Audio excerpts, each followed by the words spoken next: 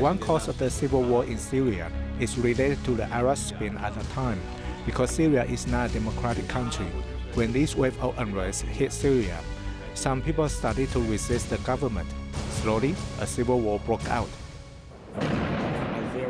战争刚发生的时候呢，所有的国家 When the war happened, all countries thought it would end in a few months, because Western countries have lots of power and can overthrow the government all at once. No one thought it would drag on for so long.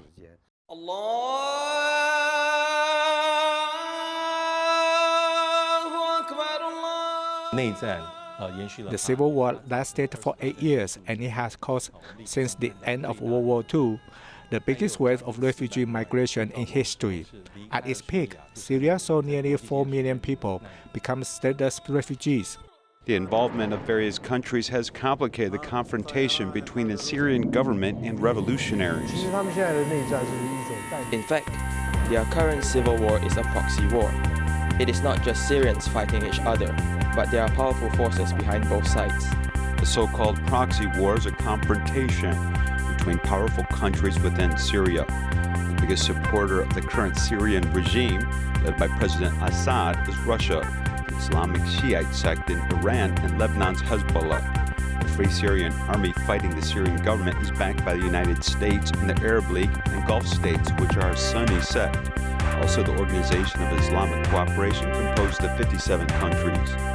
In addition to these opposing forces, the Kurdish-led Syrian Democratic Forces took the opportunity to fight for independent statehood. In addition, beginning in 2014, a group evolved into ISIS, complicating the situation in the entire Middle East.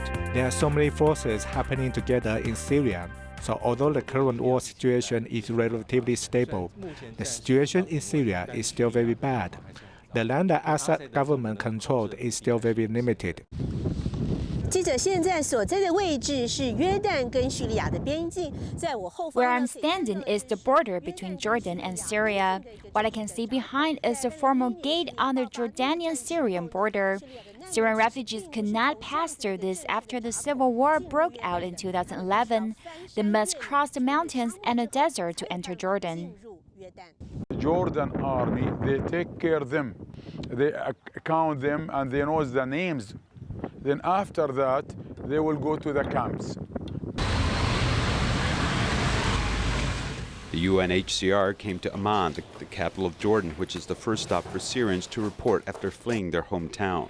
Here we have two of the main waiting rooms. This centre at peak hours can process sometimes 4,000 refugees per day. 4,000? Yeah, so as you can imagine, it's often very busy. After the refugees came to the UNHCR for registration and interviews, they declare how many are in the family in order to obtain refugee status. Syrian refugees get given is an asylum seeker certificate, and then with that they can also get a Ministry of Interior card, and with those two documents as Syrian refugees then they can access government-run education and health services here in Jordan.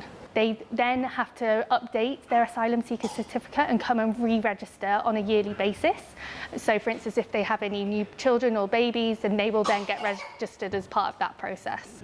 Although the number of Syrian refugees counted by UNHCR is about 670,000 in Jordan, it is generally believed that many refugees are hidden.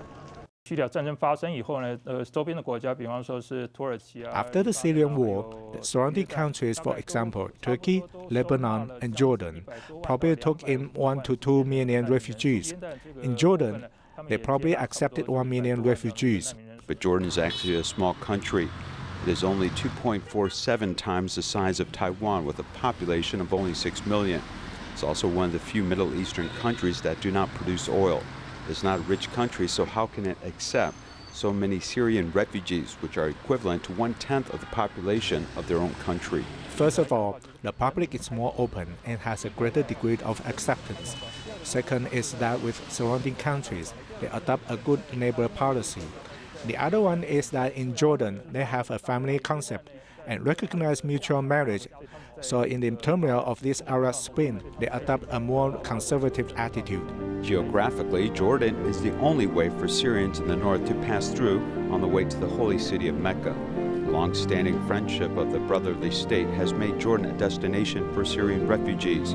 However, the war has dragged on for too long, and the Jordanian government and the international community have been unable to afford it.